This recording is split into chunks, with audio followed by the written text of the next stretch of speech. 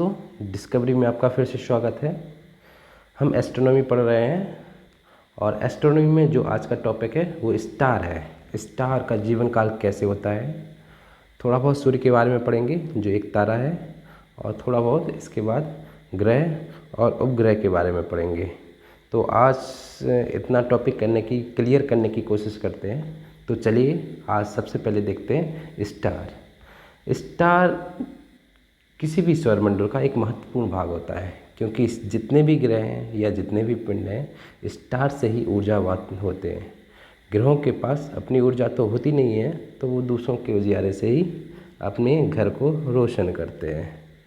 ठीक है, तो स्टार इसलिए महत्वपूर्ण हो जाता है क्योंकि सबके घर में ऊर्जा या सबके घर में बिजली किससे पहुंच रही है, स्टार से पहुंच रही है। तो स्टार को उसकी जीवन संरचना किस तरीके से होती है, यदि स्टार एक दिन समाप्त होता है या समाप्त हो जाएगा तो सौरमंडल के जितने भी पिंड हैं उनकी संरचना बदल जाएगी और धीरे धीरे वो नष्ट हो जाएंगे, या फिर जिस भी पिंड पर सौरमंडल के जिस भी पिंड पर जीवन काल है वो भी नष्ट हो जाएगा। इसलिए स्टार की संरचना समझना अति महत्वपूर्ण है। ठीक है, तो ऐसा वैज्ञानिकों का मानना है कि जो स्टार बना है वो नेबुला से बना है। किससे बना है? नेबुला। अब आप पूछोगे नेबुला क्या है? तो जो नेबुला है वो एक गैसों का बादल है। ये बहुत इम्पोर्टेंट है कि स्टार का जो उत्पत्ति होती है वो किससे होती है। तो जो स्टार की उत्पत्ति होती है वो नेबुला से होती है। अगर पूछा जाए नेबुला क्या है तो गैसों का बादल है। गैसों का बादल इस तरीके से बादल होता है, तो कह सकते हैं कि गैसों का बादल है। नेबुला क्या है? गैसों का बादल है। और जो स्टार का जन्म हुआ है या स्टार पैदा होता है वो नेबुला से ही होता है। तो स्टार का भी मनुष्य की भांति अपना जीवन काल होता है। जवान होता है, बच्चा होता है, जवान होता है और बूढ़ा हो जाता है और नष्ट हो जाता है। तो स्टार भी यही जीवन काल को फॉलो करता है। तो जो वृद्धावस्था का स्टार है उसे हम रेड जिएंट बोलते हैं। क्या बोलते हैं? रेड जिएंट। रेड जिएंट बोलते हैं। इसे हिंदी में लाल दानव बोलते हैं। लाल दानव, ध्यान रखना है। रेड जिएंट बोलते हैं या लाल दानव बोलते हैं। रेड जिएंट में ही दो घटनाएं घटती हैं, एक का नाम है नोवा और दूसरा का नाम है सुपरनोवा। अब नोवा और सुपरनोवा क्या चीज़ें हैं? तो जो सूर्य है उसमें जो ऊर्जा की उत्पत्ति होती है वो संलयन की क्रिया द्वारा होती है। संलयन की क्रिया द्वारा ऊर्जा की उत्पत्ति होती है। हाइड्रोजन के अणु मिलकर हीलियम के अणु में परिवर्तित होते हैं, जिसके कारण ऊर्जा मुक्त होती है। यदि अब नोवा और सुपरनोवा दिखते हैं, यदि आंशिक हाइड्रोजन के अणु हीलियम में परिवर्तित होते हैं तो उस कंडीशन को क्या बोलते हैं? नोवा। इसमें विस्फोट होता है। जब भी हाइड्रोजन के अणु हीलियम में परिवर्तित होंगे तो बहुत सारी एनर्जी रिलीज होगी और विस्फोट होगा। समझ रहे हैं? सुपरनोवा को एक तरह से कह सकते हैं ये पूर्ण विस्फोट की कंडीशन है। इसका मतलब ये है कि जितने भी हाइड्रोजन के अणु होता है पूरे के पूरे किस में बदल जाए? हीलियम में परिवर्तित हो जाए और ऊर्जा मुक्त हो जाए। उस कंडीशन को बोलते हैं सुपरनोवा। नोवा में कुछ ही हाइड्रोजन के अणु हीलियम में परिवर्तित होते हैं, जबकि सुपरनोवा में पूरी तरीके से हाइड्रोजन के अणु हीलियम में परिवर्तित हो जाते हैं, जिसके कारण ऊर्जा विशाल मात्रा में मुक्त होती है, जिस कंडीशन को सुपरनोवा कहते हैं। इस कंडीशन में सुपरनोवा की कंडीशन में क्या होता है कि उसका केंद्र का भाग बचा रहता है, जिसके कारण वो धीरे धीरे अत्यधिक संकुचित होता रहता है। अब यहाँ से ये समझना है, जो तीन वर्ड आते हैं, एक आता है वाइट ड्वार्फ या इसे कहते हैं श्वेत बामन।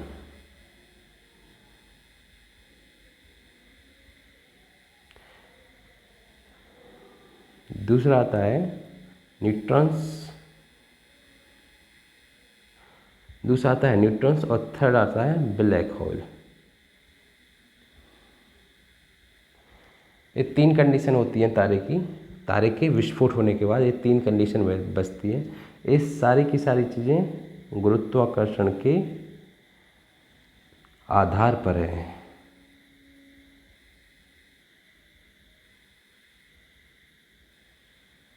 अगर हम व्हाइट ड्वार्फ की करें बात, तो इसका गुरुत्वाकर्षण अधिक होता है। न्यूट्रॉन्स की बात करें तो इसका गुरुत्वाकर्षण व्हाइट ड्वार्फ से भी अधिक होता है, और ब्लैक होल की बात करें तो इसका गुरुत्वाकर्षण सबसे अधिक होता है। मतलब ये किसी भी चीज़ को अपनी तरफ खींचने की शक्ति रखता है।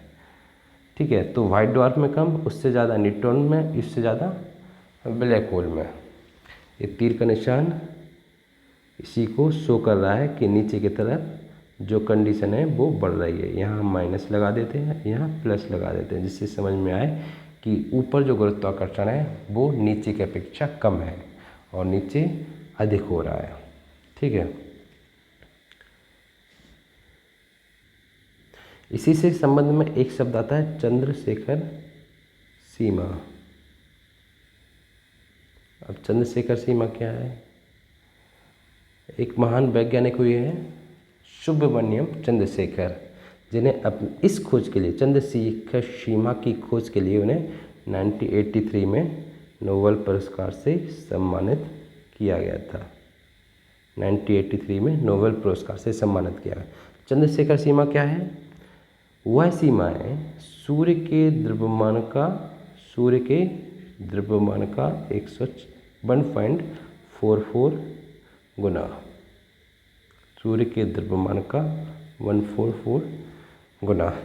यदि पूर्ण विस्फोट होने के बाद सूर्य के द्रव्यमान से 1.44 गुने से अगर उसका द्रव्यमान कम है तो वो चीज़ किस में परिवर्तित होगी?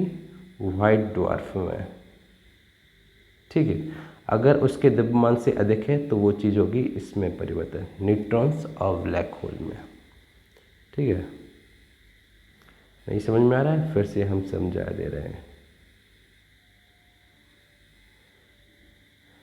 यदि किसी तारे में सुपरनोवा कंडीशन होती है, सुपरनोवा का मतलब पूर्ण विस्फोट होता है, तो पूर्ण विस्फोट होने के बाद उसका केंद्र का भाग बचा रहता है। उसका द्रव्यमान यदि सूर्य के द्रव्यमान के 1.44 से कम है तो वह तारा व्हाइट ड्वार्फ में परिवर्तित होगा, और यदि सूर्य के द्रव्यमान से 1.44 गुना से अधिक है तो वह न्यूट्रॉन में परिवर्तित होगा, और न्यूट्रॉन धीरे धीरे अत्यधिक संकुचित होकर लास्ट में ब्लैक होल में परिवर्तित हो जाएगा।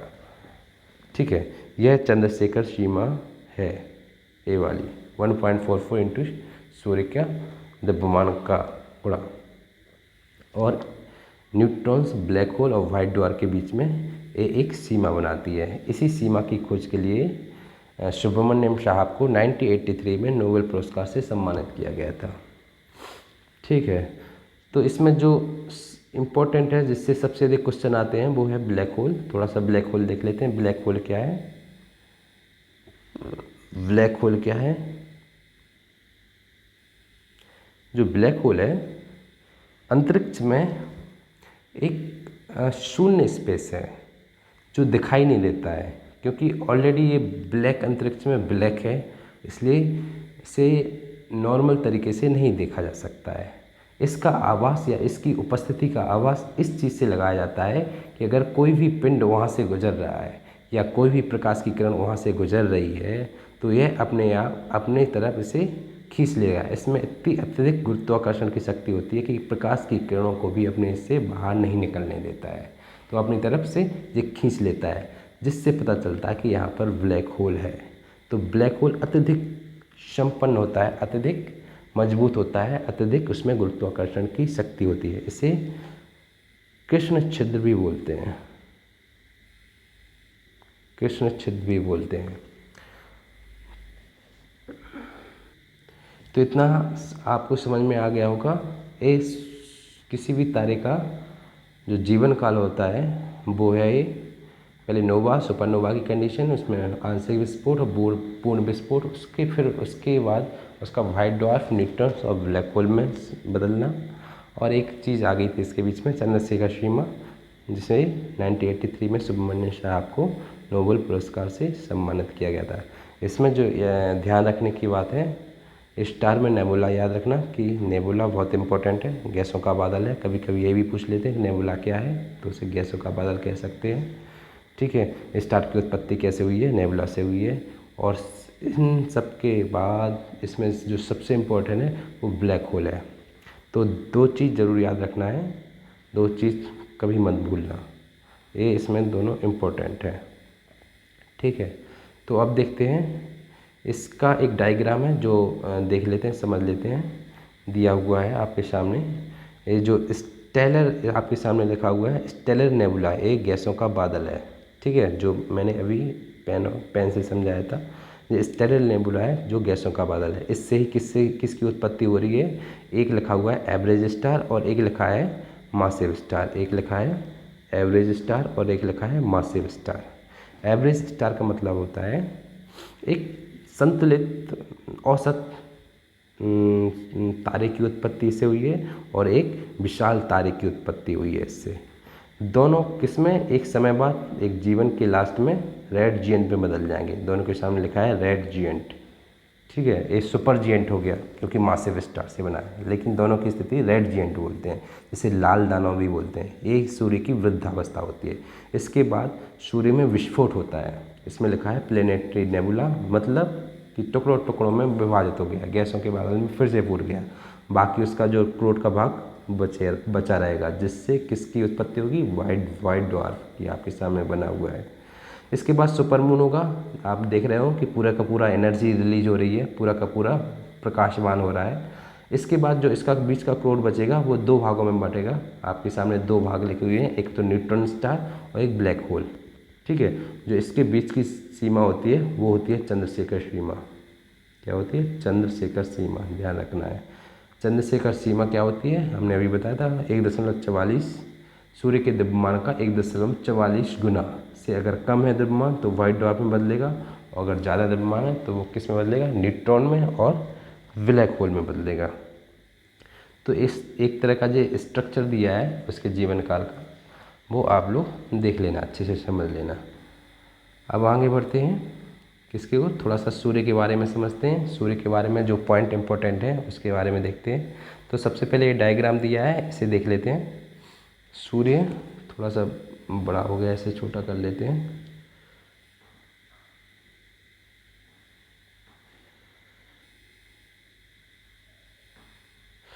गुड,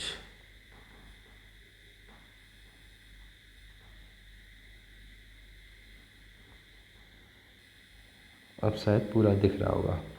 ठीक है, तो ये सूर्य का चित्र है, इसमें देख लेते हैं। इसमें जो कुछ पॉइंट हैं सूर्य के पॉइंट में, एक तो देखेंगे कि यह इसकी परिक्रमा देखेंगे। सबसे पहले तो देखेंगे इसकी परिक्रमा। ठीक है, इसका संगठन देखेंगे, किन किन चीज़ों से मिलके बना है। तापमान के बारे में बात कर लेंगे।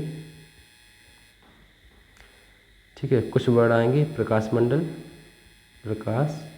मंडल, वर्णमंडल के बारे में देख लेंगे, है क्या जो चीज़ें जो पूछे जाते हैं। सूर्य सूर्य धब्बे,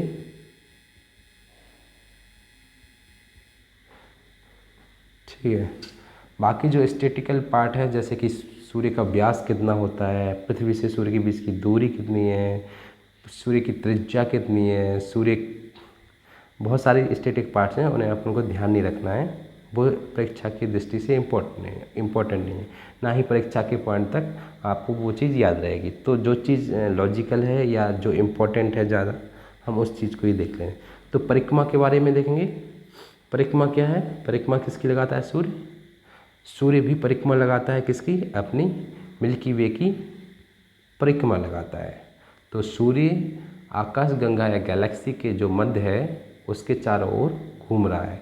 जब सूर्य घूम रहा है तो आपको ये भी ध्यान रखना होगा कि सूर्य के साथ साथ पूरा का पूरा सौरमंडल भी घूम रहा होगा कि नहीं, क्योंकि जो सौरमंडल है या सौरमंडल के जो ग्रह हैं वो किससे कनेक्टेड है? सूर्य के गुरुत्वाकर्षण बल के कारण ही कनेक्ट है।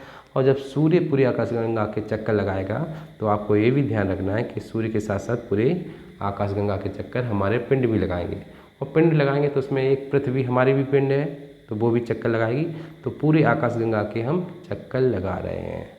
तो सूर्य भी चक्कर लगा रहा है। तो इस चीज़ को दिमाग में रखना है कि सूर्य के साथ साथ हमारा सौरमंडल भी पूरी आकाशगंगा के चक्कर लगा रहा है। ठीक है, अब इसमें जो है इसकी स्पीड क्या है, तो इसकी स्पीड देख लेते हैं। 250 किलोमीटर पर सेकंड की स्पीड से ये भाग रहा है, आकाशगंगा के चक्कर लगा रहा है। और इस तरीके से अगर देखें तो एक चक्कर 25 करोड़ वर्ष में लगते हैं, जिसे हम ब्रह्मांड वर्ष बोलते हैं। क्या बोलते हैं? इसी को हम क्या बोलते हैं? ब्रह्मांड वर्ष। ठीक है, तो इसे क्या बोलते हैं? ब्रह्मांड वर्ष। इसे हम मिटा देते हैं, फिर लिख लेंगे।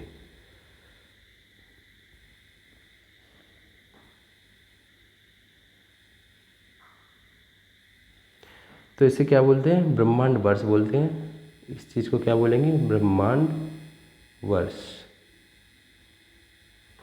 तो जो सूर्य की परिक्रमा है उसकी क्या स्पीड है? 250 किलोमीटर पर सेकेंड। ये सिर्फ जानने के लिए, ये आपसे कभी नहीं पूछा जाएगा 250 किलोमीटर पर सेकेंड, लेकिन ये ज़रूर पूछा सकता है कि ब्रह्मांड वर्ष क्या है। ठीक है, तो इस कॉन्सेप्ट को याद रखना है कि ब्रह्मांड वर्ष क्या है। ठीक है, अब सूर्य का जो संगठन बना है वो किस किस से मिलकर बना है? तो सूर्य के जो संगठन बना है उसमें हाइड्रोजन, हीलियम और कुछ अदर्स गैसें हैं। जो हाइड्रोजन है वो 71% है और जो हीलियम है 26.5% है। बाकी जो अदर चीज़ें वो लगभग 2.5% है। तो ये दोनों चीज़ें याद रखना है। हाइड्रोजन कितना है? 71% और हीलियम 26.5% है। ठीक है, अब इसके तापमान की बात कर लेते हैं। तापमान क्या है? जो सूर्य के केंद्र का तापमान है वो 1.5 इंटू 10⁻² 7 डिग्री सेल्सियस है। जो केंद्र का तापमान है वो कितना है? कोर का तापमान है 1.5 गुणा 10⁻7 डिग्री सेल्सियस। और जो सूर्य की सतह का तापमान है वो लगभग 6000 डिग्री सेल्सियस है। ये सिर्फ जनरल जानकारी है। इसे आपको अगर याद रहता है तो ठीक है, नहीं याद रहता है तो कोई इम्पोर्टेंट नहीं है, ये कभी नहीं पूछा जाएगा। ठीक है, तो ये सूर्य के केंद्र का और सूर्य की सतह का तापमान है। अब आते हैं प्रकाशमंडल। प्रकाशमंडल क्या है हम इसमें चित्र में अब डायग्राम में देखेंगे। एक तो यहाँ से समझते हैं नीचे से कोरोना। पेन चेंज कर लेते हैं, थोड़ा ब्लैक ले लेते हैं, ब्लैक दिख ही नहीं रहा।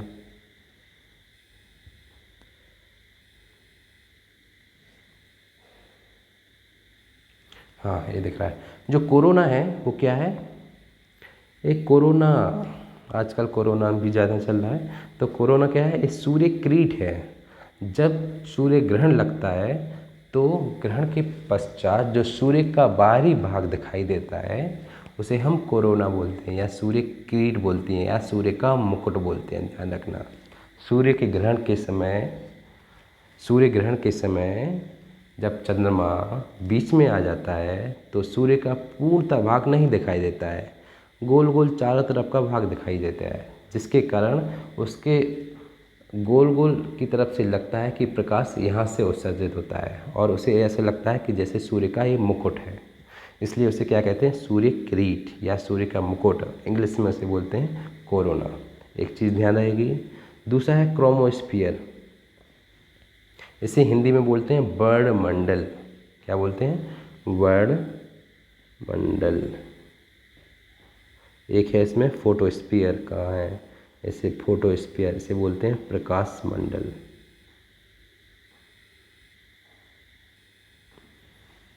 ठीक है, इसे क्या बोलते हैं? प्रकाश मंडल। और इसे क्या बोलते हैं? वर्णमंडल। तो प्रकाश मंडल क्या है? जो सूर्य की जो दीप्तिमान सतह है, जो सूर्य की दीप्तिमान सतह है उसे हम क्या बोलते हैं? प्रकाश मंडल। ठीक है, लेकिन जो प्रकाश मंडल के किनारे प्रकाश जो है प्रकाशवान नहीं होता है, क्योंकि वायुमंडल उसके प्रकाश को सोख लेता है, अवशोषित कर लेता है, जिसे हम क्या बोलते हैं, वर्णमंडल। अब इसमें देखते हैं जो इसमें सन स्पॉट, जो चीज़ है सन स्पॉट, आपको काले काले धब्बे दिख रहे होंगे, इसे बोलते हैं सन स्पॉट। सन स्पॉट क्या होते हैं, जो बगल का तापमान होता है और जो सन स्पॉट का तापमान होता है वो बगल के तापमान से कम होता है, जिसके कारण दूर से देखने पर ऐसा लगता है कि ये काला काला सा है, इसलिए इसे क्या बोलते हैं, सन स्पॉट। फ्लेयर क्या है, फ्लेयर सौर ज्वाला है, क्या है, सौर ज्वाला। फ्लेयर क्या है, सौर ज्वाला है। और सन स्पॉट को क्या बोलते हैं, सौर्य धब्बे, सूर्य धब्बे या सौर कलंक, क्या बोलते हैं, कलंक भी बोलते हैं।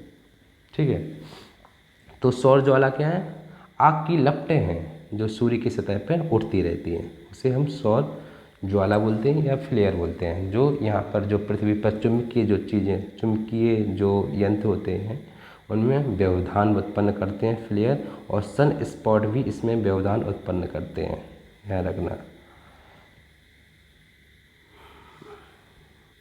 ठीक है, तो इतनी चीज़ें दिख रही हैं अपन ने, photosphere, sunspot, flare, chromosphere और कोरोना, जो इम्पोर्टेंट है। ठीक है, इसके बाद इसमें कोई भी इम्पोर्टेंट चीज़ नहीं है। अब देखते हैं, एक दो फैक्ट देख लेते हैं।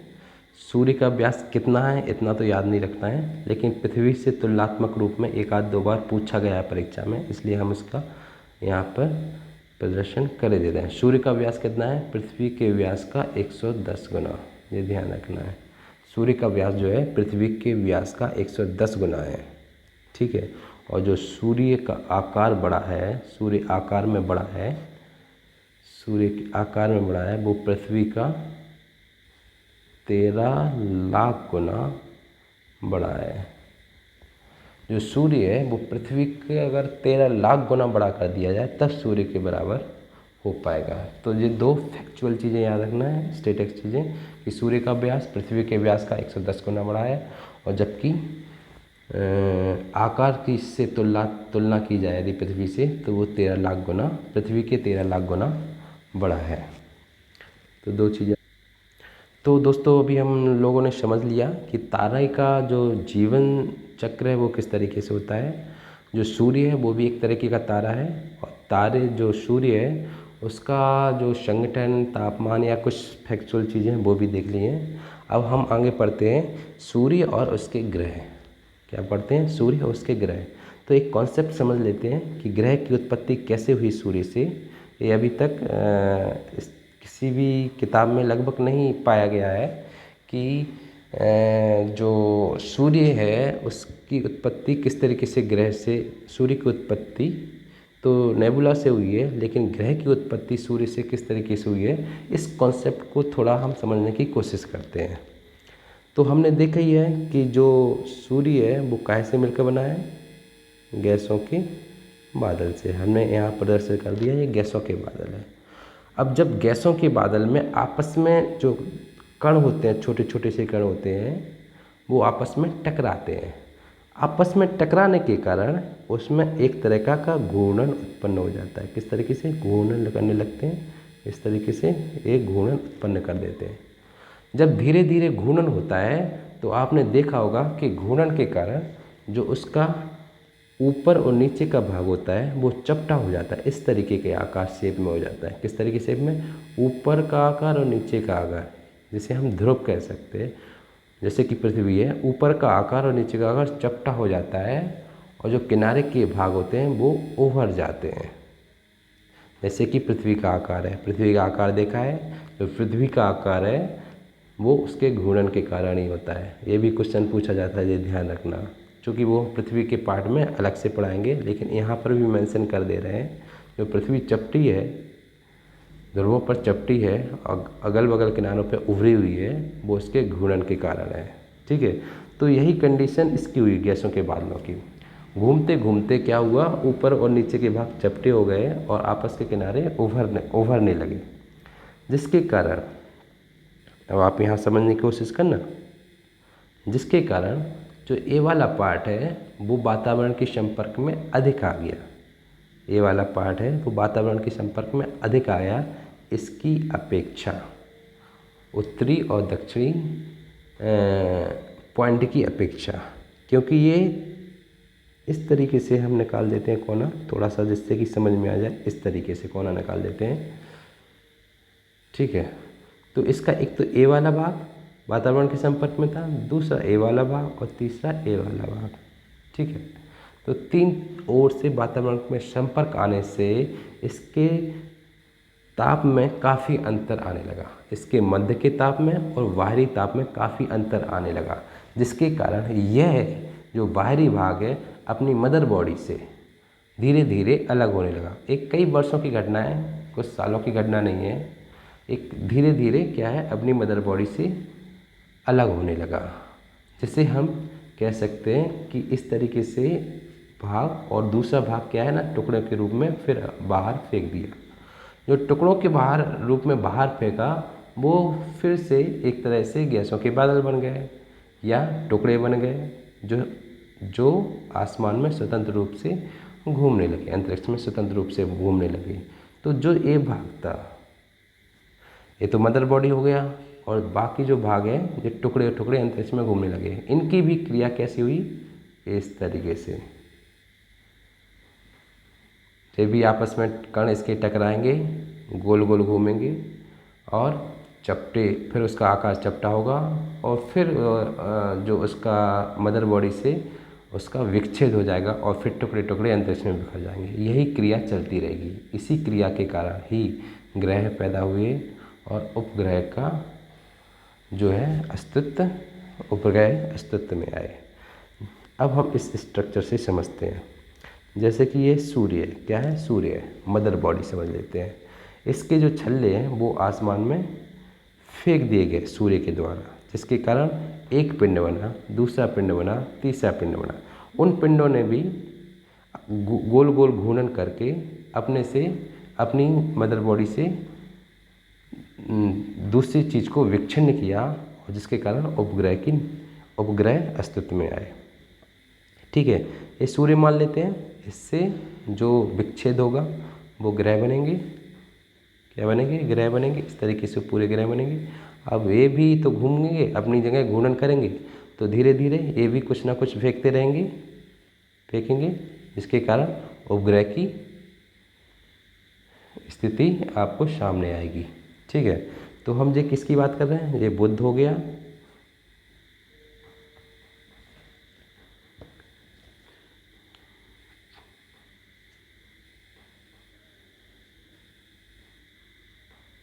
ये क्या हो गया, बुध हो गया, बुध हो गया, शुक्र हो गया, पृथ्वी हो गया, मंगल हो गया। ये 4 ग्रह होंगे। ठीक है, और भी ग्रह हैं, हम यहाँ इसमें इतने ही शो कर रहे हैं। बुध हो गया, शुक्र हो गया, पृथ्वी हो गया, मंगल हो गया। ठीक है, तो ये सब के सब किससे निकले हुए हैं, मदर बॉडी से निकले हुए हैं। ठीक है, तो जो मदर बॉडी क्या है, सूर्य है। अब हम कह सकते हैं जो सूर्य का 58% भाग है वो तो सूर्य में ही निवास करता है। बाकी 2% भाग से सभी ग्रह और उपग्रह का निर्माण हुआ है। मतलब मुख्य जो अधिकतम भाग है वो अभी भी सूर्य के पास है। सिर्फ 2% से ही हमारे सौरमंडल का बाकी भाग का निर्माण हुआ है। अब आप ये देखोगे कि बुध के पास हमने उपग्रह बना दिया, शुक्र के पास उपग्रह बना दिया, पृथ्वी के साथ उपग्रह बना दिया, मंगल के साथ उपग्रह बना दिया। आप ये क्वेश्चन करोगे कि पृथ्वी का तो उपग्रह है, मान लेते हैं, मंगल का भी उपग्रह है, ये भी मान लेते हैं, लेकिन ना तो शुक्र का उपग्रह है ना ही बुध का उपग्रह है। तो हम इसे कैसे मानेंगे कि इसने भी छल्ले बना के उपग्रह बनाए, लेकिन इसके उपग्रह कहाँ गए। ठीक है, तो इसका एक कॉन्सेप्ट ध्यान रखना है। बुध किसके पास में है, सूर्य के सबसे करीब में है। चूँकि सूर्य सबसे विशाल है, बाकी ये पुंज छोटे छोटे से है, तो सूर्य का गुरुत्वाकर्षण क्या होगा, सबसे अधिक होगा। क्या होगा, सूर्य का गुरुत्वाकर्षण सबसे अधिक होगा। सूर्य का गुरुत्वाकर्षण सबसे अधिक होगा, जिसके कारण बुध ने अपना रूप तो धारण कर लिया, लेकिन बुध जब अपने ऊपर घूर्णन करके घूमा और उसने छल्ले फेंके और उन छल्लों से जो कण अंतरिक्ष में बिखरे तो वो इकट्ठे या संगठित नहीं हो पाए, क्योंकि ये कण जो अंतरिक्ष में बिखरे वो सूर्य की अत्यधिक गुरुत्वाकर्षण शक्ति के कारण सूर्य में वापस मिल गए। यही शुक्र के साथ हुआ। लेकिन पृथ्वी एक संतुलित दूरी पर थी, जिसके कारण जो चंद्रमा का निर्माण हुआ वो सूर्य में जाके वापस नहीं मिल पाया। ठीक है, तो बुध ने भी उपग्रह पैदा किए, शुक्र ने भी उपग्रह पैदा किए, लेकिन वो उपग्रह उसकी कक्षा में स्थित नहीं रह पाए और सूर्य में जाके मिल गए। यही कारण है कि बुध जो ग्रह है उसके वातावरण में उसका वायुमंडल भी नहीं है, क्योंकि छोटी छोटी गैसें भी और भारी भारी गैसें भी, जितनी भी गैसें थीं वो सब के सब किस में मिल गई, सूर्य ने अपनी गुरुत्वाकर्षण शक्ति के कारण अपनी ओर खींच लिया। इसके कारण ना तो उसके ऊपर वायुमंडल है और ना ही उसका अपना उपग्रह है। ठीक है, एक कॉन्सेप्ट ध्यान रखना, हमने क्या कहा, सूर्य के पास ना तो वायुमंडल है और ना ही अपना उपग्रह है।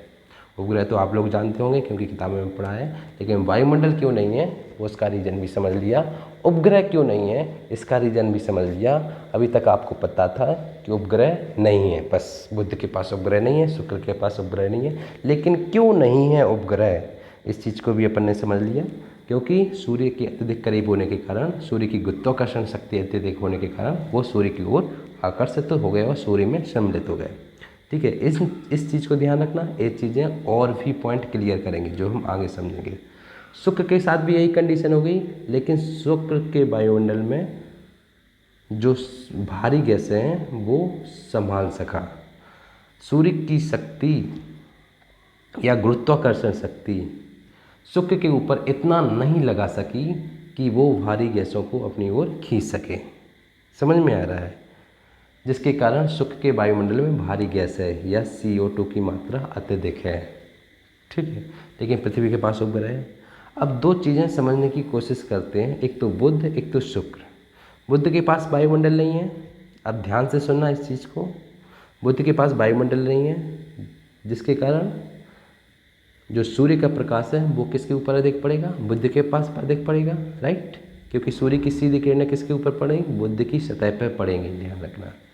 ठीक है, एक सीधा सीधा कॉन्सेप्ट है, जो सूर्य के अत्यधिक पास है उसके ऊपर सूर्य की किरणें अत्यधिक पड़ेंगी, और जो सूर्य से अत्यधिक दूर है वो उस हिसाब से सूर्य की किरणें उस पर कम पड़ती जाएंगी। एक कॉन्सेप्ट ध्यान रखना। ये तो सीधा सीधा हम अगर सूर्य या किसी ज्वाला या किसी आग के पास हैं तो हमें ज़्यादा उससे हम गर्म होंगे, यदि कोई व्यक्ति बहुत दूर है तो उससे कम गर्म होगा।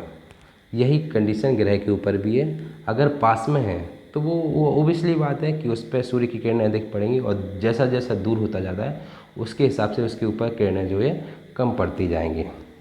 और यही परिक्रमा के आधार पर है, यदि पास में है तो वो जल्दी परिक्रमा लगा लेगा, यदि कोई ग्रह बहुत दूर है तो उस हिसाब से उसे परिक्रमा लगाने में ज़्यादा टाइम लगेगा। तो दो चीज़ें हैं जो कॉन्सेप्ट पे आधारित हैं, एक तो तापमान और दूसरा सूर्य के चारों ओर की परिक्रमा। क्या? एक तो तापमान और दूसरा परिक्रमा। ठीक है, तो जो तापमान है, बुध के पास तापमान अधिक होगा, ताप किसके पास अधिक होगा, बुध के पास। शुक्र के पास कम होगा, इसके बाद और कम पृथ्वी के पास, और कम मंगल के पास। एक जनरल कॉन्सेप्ट है, लेकिन इसके साथ साथ अन्य चीज़ें भी तापमान को प्रभावित करती हैं।